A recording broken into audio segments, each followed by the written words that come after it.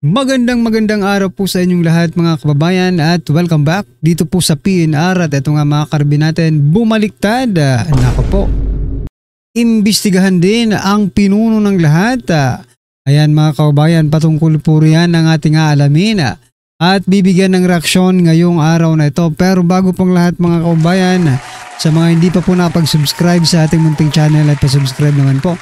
At palike na rin po ng video ito. Maraming salamat po at ito na nga, simulan na po natin to.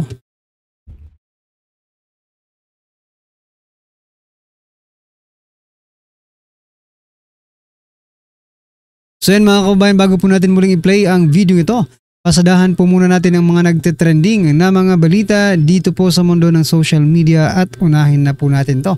Ito pong si Secretary Bunuan. Nako po ha. Sabi po dito sa balita, Bunuan pinalala korupsyon sa DPWH. Ayan na. Lumala ang korupsyon sa Department of Public Works and Highways dahil sa inisyong kautusan sa umpisa ng panunungkulan ni dating Secretary Manuel Bunuan noong 2022. Aba, ano kaya itong teka nga, open nga natin to. Ano kayang kautusan to? Gusto ko rin malaman eh. Yan ha.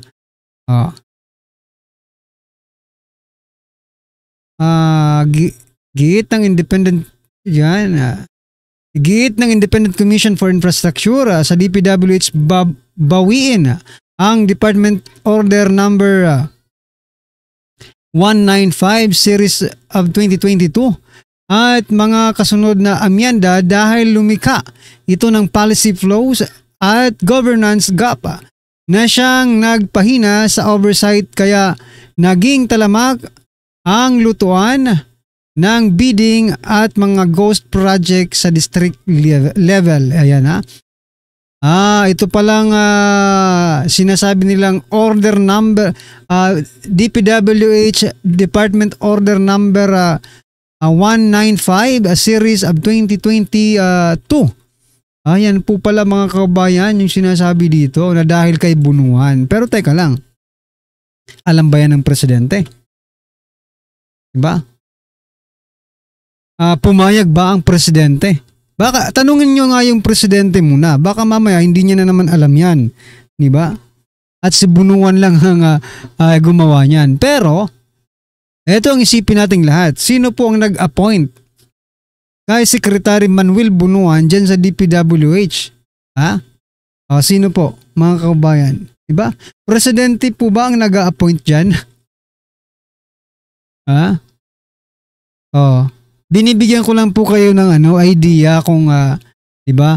Kasi ang isang tao naman, no, lalo na kung hindi ikaw ang pinuno, ay hindi ka gagawa ng anumang ikasisira kumbaga ng pangalan mo without the consent of the supreme leader. Aba, sino ba yung supreme leader na yan? Anyway, ano po ang inyong masasabi dyan? I-comment nyo na lang mga kababayan. At eto pa, sabi naman po ni Secretary Vince Dizon, kung walang mananagot from top to bottom, naglolokohan lang tayo. Ayan, naglolokohan lang tayo. Kung wala rin mananagot, di ba? Walang pwedeng pagbabago kung walang mananagot. Oo nga hanggang ngayon. Sabi nga ni Congressman Kiko Barsaga, no, nauna pang makulong yung vlogger na nag-post patungkol kay President Bongbong Marcos Jr. kesa po dito sa mga sangkot sa flood control anomalies na ito. 'Di ba? Mag-aapat na buwan na wala pang may nananagot. Ganito ba kabagal or ganito ba pinababagal yata nila yung proseso? 'Di ba? Ano po ang inyong masasabi diyan mga kababayan? I-comment nyo na lang at eto.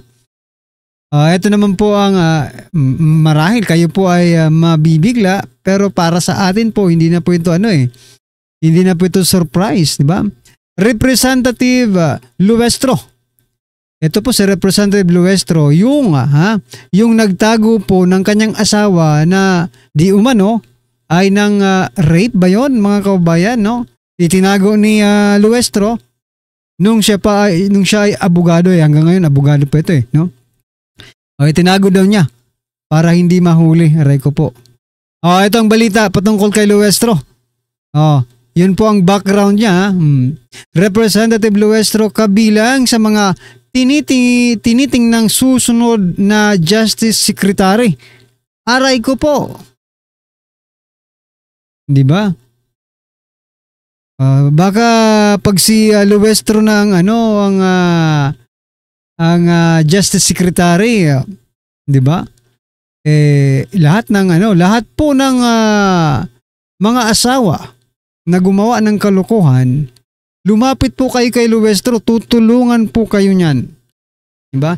Lahat ng asawa na nangangaliwa, kanan at pumagitna, yan ay lumapit po kayo kay Luestro pag siya po ay Justice Secretary na. You will be protected by the Secretary. Anong nangyayari mga kababayan? Bakit yung inilalagay nila may mga bahid ng hindi magandang karanasan, right? Karanasan. Diba? Yung inilalagay nila sa mga posisyon, yung may mga bahid ng kalokohan. Pero teka lang, mapapaisip ka, sa dami-dami ng tao, sa dami-dami ng pwedeng kuning Justice Secretary, bakit kaya si Luestro? Ito, ipapakita po natin kung bakit, ito po. Sabi po kasi ni Luestro, nung nakaraan, kaya may AX dahil kay Speaker, kaya may AKAP dahil kay Speaker, kaya may tupad dahil kay Speaker, no? Kaya may barangay road dahil kay Speaker, kaya may patubig dahil kay Speaker, kaya ako ngayon Secretary of Justice dahil kay Speaker. Ay, ano ba yun? Hindi pa, wala pa yung di ba? Best Speaker sa kasaysayan ayon po kay Luestro. Maaring, ang tindi ang tindi po ng koneksyon, ang tindi po ng ni former Speaker Martin Romualdez, di ba? Kung si Luestro po ang magiging Justice Secretary natin, etong masasabi ko mga kabayan, makapangyarihan ni Romualdez. Di ba? Kasi kahit wala na siya sa nakuha niya pang maging speaker maging DOJ secretary di ba? Si Luestro. Kaya naman pala. Pwede kang maging Justice Secretary. Kasi no? Sip ka. Tuta ka rin no? Tuta ka ni Romualdez, ayun pala. Ano pong inyong masasabi dyan mga kababayan? I-comment nyo na lang at ito. Last po natin pag-uusapan, ito naman patungkol po kay Senator Rodante Marcoleta. Kung yung ibang senador gustong magdagdag ng tax, ito naman. Soto, makinig ka. Gusto mo pang taxan ng 50% ang mga content creators ito.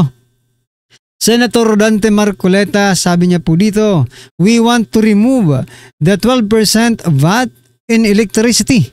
Alisin po natin ang 12% VAT. That will immediately lower the price of electricity in this country. Ayan, palakpakan po natin. No?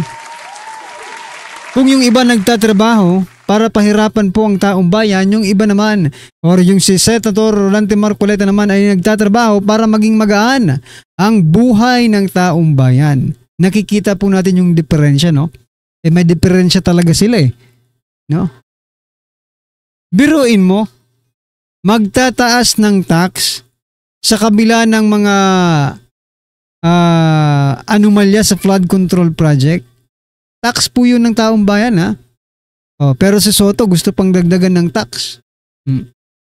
Sa kabila po ng mga pangungurakot ng mga taong gobyerno. Pero itong si Senator Rodante Marcoleta, pagbaba naman or pag-alis ng tax ang trinatrabaho para maging magaan ang buhay ng bawat isang Pilipino. Palakpakan po natin. Ano pong inyong masasabi dyan mga kababayan? I-comment nyo na lang at eto, pasadahan na po natin to at bigyan po natin ng reaksyon. Eto na po. Bigyan natin ng opinion, reaction ngayon itong post ng Batas PH. Ito po ang pahayag ni Congressman Leila de Lima tungkol sa pagka-appoint ni Secretary Boying Rimulya as bagong ombudsman. Title, De Lima to Rimulya, kasuhan mo kahit si PBBM. Ito ang pahayag ng kongresista. May tapang si Boying Rimulya. Nakita naman natin yan. Pero it remains to be seen kung sa kanyang pagtupad, sa kanyang pagka-ombudsman, ipakita niya ang independence niya na kahit sino ang dapat kasuhan. Kahit yung appointing authority, ibig sabihin ang Pangulong Marcos Jr. Ano sa tingin nyo? Kaya ba ni Secretary Boying Rimulya nakasuhan si PBBM? In your dreams. Tingnan natin ang people who reacted. 1,800 people who reacted. 1,500 ang tumatawa. 122 ang galit. 204 lang ang nag-like. Ibig sabihin halos 98% hindi naniniwala na kayang kasuhan ni Boying Rimulya ang Pangulong Marcos Jr. So, ngayon lang ito nangyari. Correct me if I'm wrong, ha? Lahat mula nung nalagay sa konstitusyon natin na magkakaroon tayo ng ombudsman, lahat ng na-appoint galing sa judiciary. Si Secretary Boying Rimulya, galing siya sa politiko. Correct me if I'm wrong, naging board member siya, nag-practice siya ng counting law. Konti-konti lang sa Rimulya Law Firm mata. Mga ilang taon lang, isa o dalawa, yun lang. Practice niya sa law. After that, naging staff siya sa opisina ni Senator Ejercito, yung asawa ni Erap. Naging doon din, Assistant Secretary, Office of the President, panahon ni Erap. So malapit siya kay Erap. Erap family. And then naging provincial board member ng Cavite. Matagal siya naging congressman ng Cavite at naging governor din siya ng Cavite. Yun ang kanyang yan ang kanyang experience.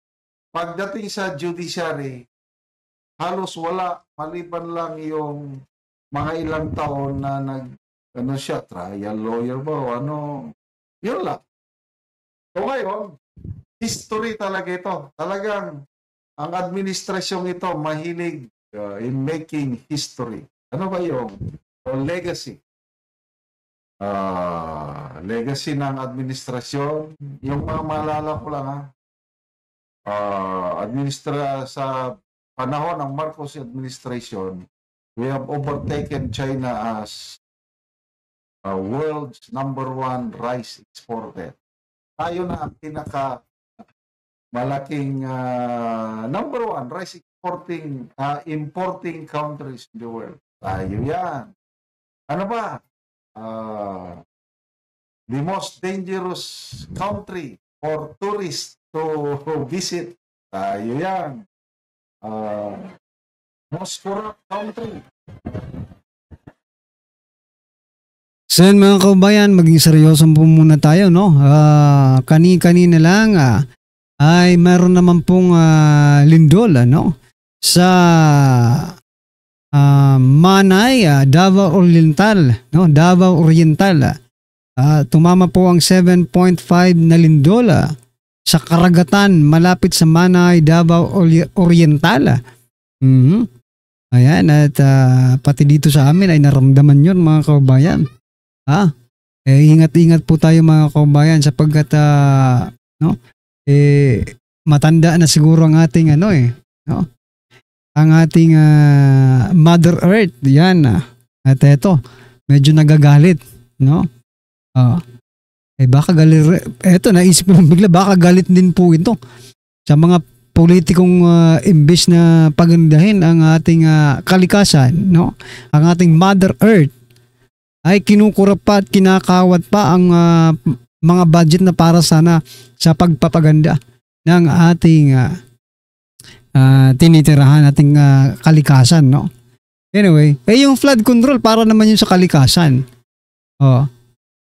Yan mga kababayan, ano po ang inyong opinion sa video ito? I-comment nyo na lang po. Maraming salamat mga kababayan. Please don't forget to like the video. Maraming salamat po.